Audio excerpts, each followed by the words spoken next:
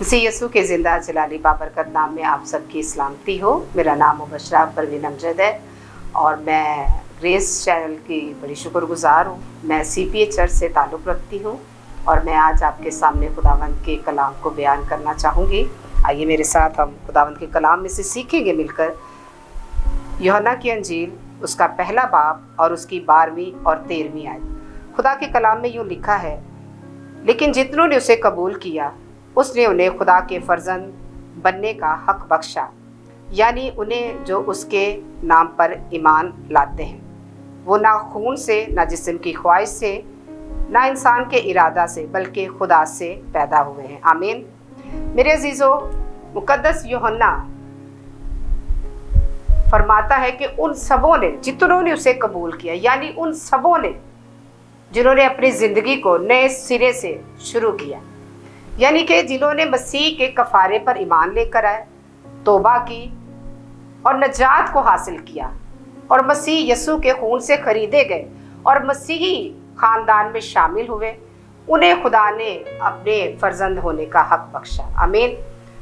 जब हम पढ़ते हैं यूहन्ना का पहला खत और उसमें लिखा है पहले बाब की पहली आयत में, यूहन्ना फरमाता है कि ज़िंदगी इब्तदा ही से, यानी कि शुरू ही से, उस ज़िंदगी के कलाम की बाबत जो इब्तदा ही से था, जिसे हमने सुना, अपनी आंखों से देखा, बल्कि गौर से देखा और अपने हाथों से छुआ, यानी कि खुदावंद यीशु मसीह की बात है, यानी कि कलाम की बात है कि जितनों ने उसे कबूल किया, हक की बात है।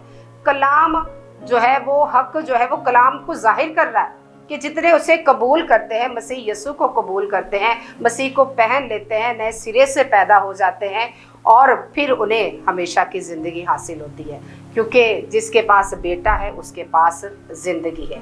इसी तरह मेरे अजीज़ों, यूहन्ना अपने ख़त में बयान करता है, पहले ख़त में वो बाप की मोहब्बत को बयान करता है।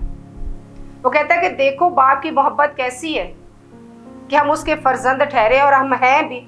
वो इस बात की गवाही दे रहा है, वो हमें बता रहा है, वो नसीहत कर रहा है, वो ये ईमान रखता है कि हम उसके फर्जंद हैं, उसके बेटे और बेटियां हैं। क्योंकि जब हम 3:16 में पढ़ते हैं यूहन्ना की अंजील में, तो वहाँ वो कहता है क्योंकि खुदा ने दुनिया से ऐसी मोहब्बत रखी कि उसने अपना इकलौता बेटा बख्श दिया। यहाँ भी वो मोहब्बत को बयान कर रहा है, क्योंकि बाइबल कहती है कि खुदा मोहब्बत है और उसने कैसी मोहब्बत दुनिया से रखी, पूरी दुनिया से, सिर्फ मसीही कौम के लिए नहीं, या पास्टरों के लिए नहीं, या जो दुआ करते हैं उनके लिए नहीं, ना सिर्फ जो रोजे रखते हैं उनके लिए, बल्कि उन सब के लिए अपने इकलौते बेटे को कुर्बान कर दिया। पूरी कायनात के लिए, उसमें गैर कौमें भी हैं, चरिंद परिंद जानवर, पूरी कायनात के लिए उसने अपने इकलौते बेटे को कुर्बान कर दिया।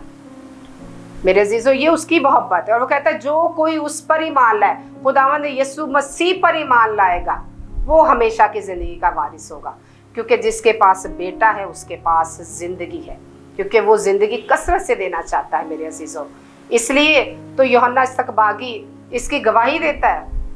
वो कहता है जो मेरे बाद आने वाला है, वो कहता है मैं तो उसकी जूती के तस्मे खोलने के भी लायक नहीं। यूहन्ना जो उसके रास्ते सीधे बना रहा है, जो रास्तों को बना रहा है, हमवार कर रहा है, वो इस बात की गवाही दे रहा है कि मैं तो उसकी जूती के तस्मे खोलने के भी लायक नहीं, क्योंकि वो रूल कुदुस से पैदा हुआ है। मत्ती बयान करता है कि वो एक कवारी हामला होगी और बेटा जनेगी, क्योंकि वो ना खून से, ना जिस्म की ख्वाहिश से, ना ही इंसान के इरादा से, बल्कि खुदा से पैदा हुआ है। और मेरे अजीज़ों, जब हम मसीह यीशु को कबूल करते हैं फिर हम हमेशा की ज़िंदगी को पा लेते हैं, क्योंकि खुदा अज़ल से है और अब तक ही रहेगा। और जब हम पैदाइश में पढ़ते हैं तो वहाँ लिखा है कि खुदा की रूह पानी की सतह पर जुम्बश करते, यानी कि इसका मतलब है यूहन्ना बयान करता है कि वो ज़िंदगी का कलमा जो इब्तदा से था, और फिर वो बयान करता है कि इब्तदा में कलाम था और कलाम ही खुदा के साथ, यानी कि वो कलाम मुजस्सम होकर हमारे दरमियान रहा। वो शुरू से, ज़मानों से ही, इब्तदा ही से था, बाप बेटा रूल कुदस, क्योंकि बाप अज़ली, बेटा अज़ली, रूल कुदस अज़ली। और उसकी ज़ात में 3 अल्लाही शख्सियतें पाई जाती हैं, क्योंकि वही वाहिद जिंदा खुदा है जिसने अपने इकलौते बेटे को हमारी खातिर इस दुनिया में नजात देने के लिए हमारे दरमियान भेजा, ताकि नजात का बड़ा काम हो, क्योंकि वो रूल कुदस की कुदरत से पैदा हुआ, क्योंकि वो औरत से पैदा हुआ है। क्योंकि मेरे अजीज़ों, मसीह यीशु का कोई ज़मीन पर जिस्मानी बाप ना था, वो आसमानी है और उसका बाप आसमान पर, आलमे वाला पर। इसलिए तो कहता है कि जो नए सिरे से पैदा होगा वो ही खुदा की बादशाही के लायक होगा।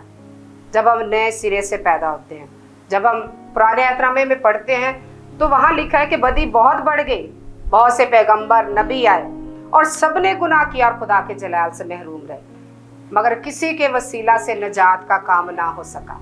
ये खुदा का मंसूबा था बनी नौ इंसान के लिए कि उसने अपने इकलौते बेटे को हम सबों के लिए कुर्बान कर दिया ताकि निजात का बड़ा काम। मेरे अजीजों, ताकि खुदा चाहता है बनी नौ इंसान से कि हम जिंदगी पाएं और कसरत की पाएं। खुदा के कलाम में लिखा है कि वो अपनों में आया, यीशु अपनों में आया, मगर अपनों ने उसे कबूल ना किया, रद्द कर दिया उसे। लिखा है लेकिन जितनों ने उसे कबूल किया उन्हें फर्जंद होने का हक बख्शा। किस तरह हक बख्शा?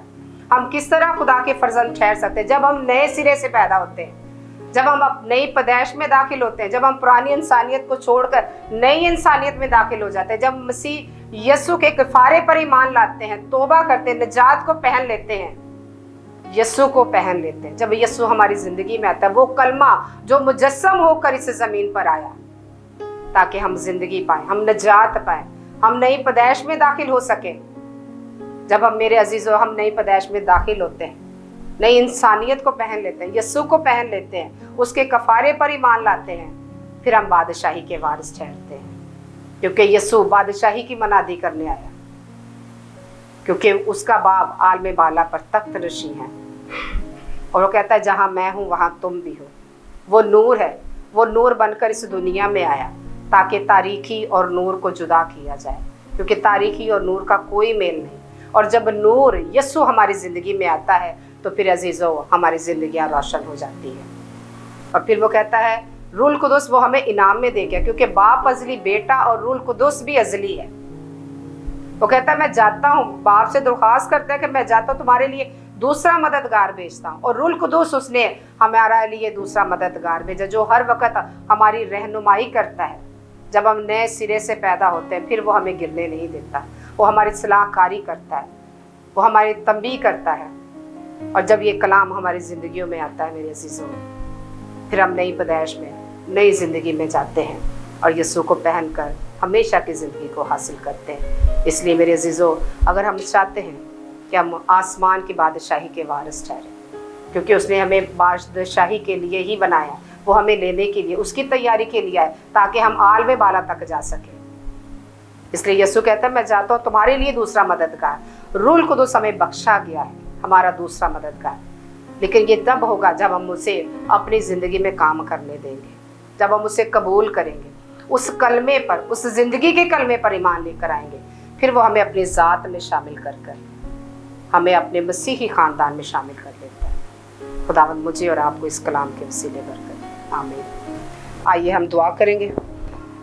जिंदा जलाली मेहरबान आसमानी बाप, मेरा दिल तेरी शुक्रगुजारी से भरा है। आसमानी बाप, तू जो नहायत बुजुर्ग है, तारीफ और तमजीद के लायक पाक खुदा है, तू वाकई बेपनाह मोहब्बत करता है। तेरी मोहब्बत लासानी और लामहदूद है। खुदावंद मैं तेरा शुक्र करती हूँ आसमानी बाप इस वक्त के लिए जो तो हमारी ज़िंदगी में कलाम की बरकत को भर देता है।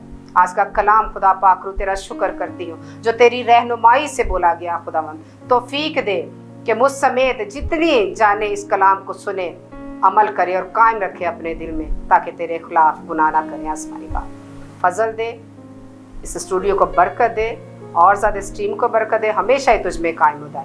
यीशु के नाम से आमीन।